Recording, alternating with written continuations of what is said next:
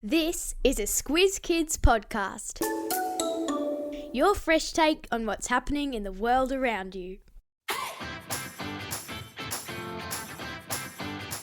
Each fortnight we give the world globe a spin and see where we land. Then we take the kids of Australia on an audio excursion to visit that country and its people. I'm Christie Kijurina, and today on Squiz the World, we're visiting a country where you'll find one of the hottest spots on the planet that is known as the cradle of mankind and is cherished across the globe for its coffee. Can you guess?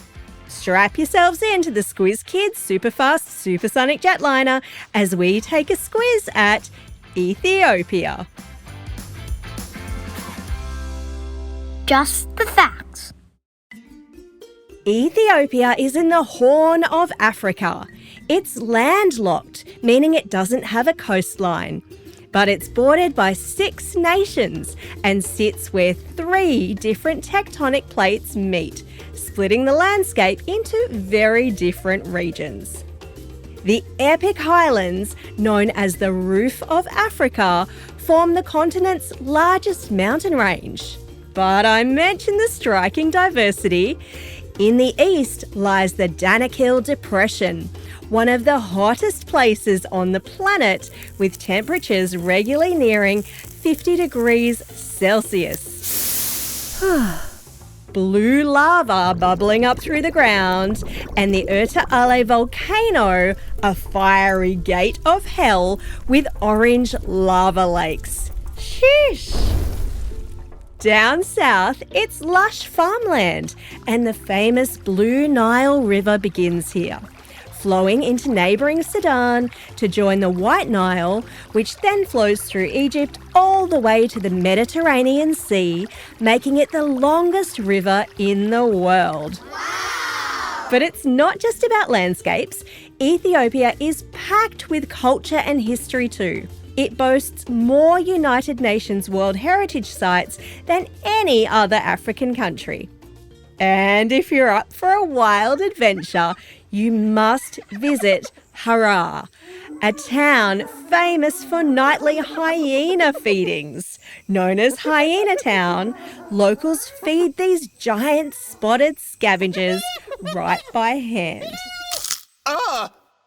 Whenever you travel, it's important to know a bit about the history of the place you're visiting. So let's do a little bit of time travel.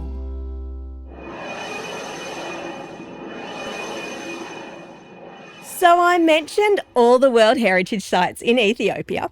Well, they're here because this country has an incredible history. Ethiopia is often called the cradle of mankind. Thanks to Lucy. Who's Lucy? Well, she's one of the oldest known direct human ancestors. Her fossilised remains were discovered in 1974. And she is, get this, around 3.2 million years old. Whoa. And is now safely kept in a museum in Ethiopia's capital city, Addis Ababa. Ethiopia's ancient story goes way back to the Kingdom of Damit in the 10th century BCE and the Kingdom of Aksum in the 1st century. Now, the ruins of Aksum still stand with 2,000-year-old obelisks or huge columns towering above, telling tales of a rich trade network stretching all the way to India and even the Roman Empire. In the 19th century, Emperor Menelik II defended Ethiopia from Italian invaders, keeping it the only African country never colonised by Europeans. But Ethiopia's history isn't all triumph. In the 1980s, famine struck, made worse by war and by drought. Images of this famine moved the world to send aid. Today, Ethiopia is a federal republic with a bustling coffee trade and a resilient spirit.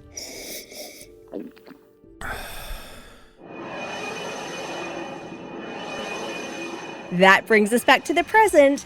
So now that we've learned a little bit about Ethiopia's rich history, it's time for school.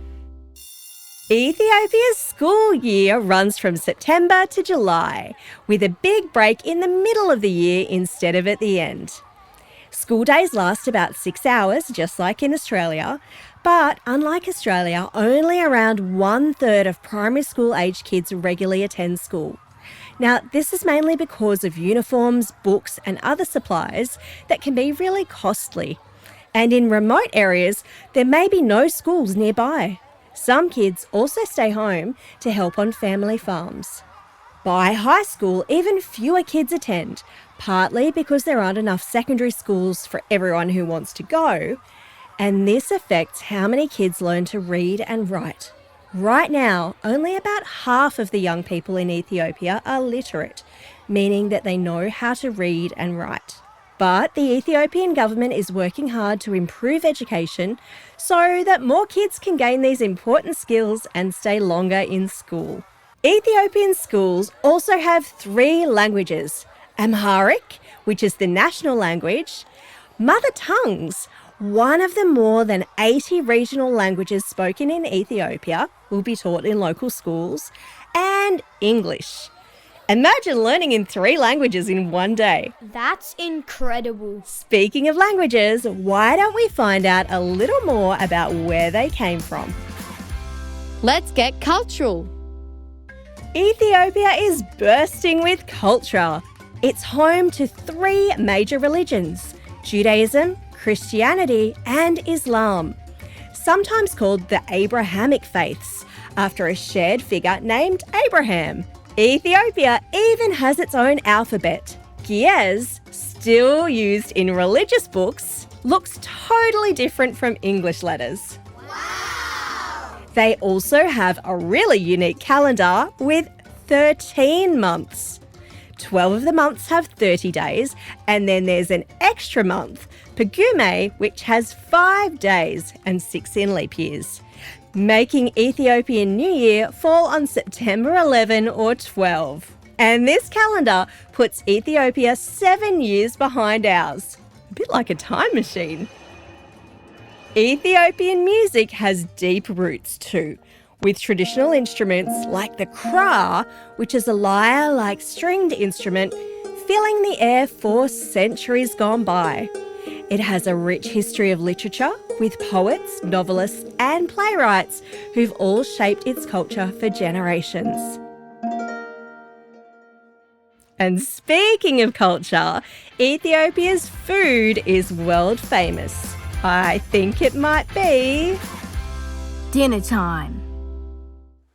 Ethiopia's food is a huge part of its culture, and for many families, livestock is essential. Goats, sheep and cattle are common, but you won't find much pork on the menu due to religious traditions. And did you know Ethiopia is known as the birthplace of coffee? Legend has it that centuries ago, a goat herder discovered coffee beans after noticing his goats getting extra bouncy after munching on them off some bushes. Today, Ethiopia is one of the world's top coffee producers, with Ethiopian coffee cherished worldwide. And if you've ever tried Ethiopian food, there's a good chance you've tried injera, a sour, spongy flatbread made from teff flour.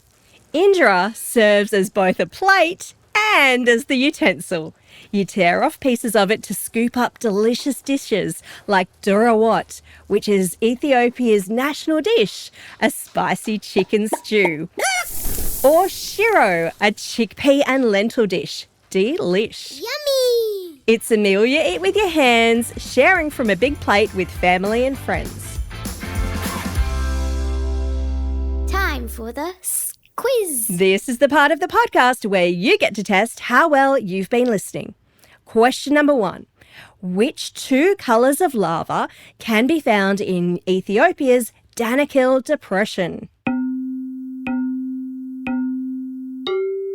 Did you say blue and orange? Amazing, right? Question number 2, true or false? Ethiopia is the only African country never colonized by Europeans. Yep, that one is true. Question number 3. What is the name of the famous spongy sourdough flatbread that you'll find on Ethiopian dinner plates? It's the delicious injera. Well, that's all we have time for today. Thanks for staying curious about the world and joining me on this incredible trip to Ethiopia. Now get out there and have a most excellent day. Over and out.